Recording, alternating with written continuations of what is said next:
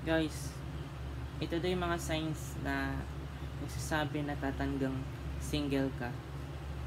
Ayaw mo sa online dating. Number 1.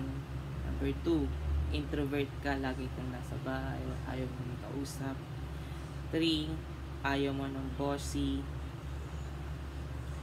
4, madaling magsawa. 5, nakalak profile mo. Number 6, work, bahay ka lang. Number 7, tamad ka makipag-socialize. 8, umasa lagi sa himala. Number 9, masyado kang kontento sa inner peace mo. And number 10, wala kang pera. Wait lang. Parang ako lahat ito Hindi to totoo. It's a lie. It's a lie.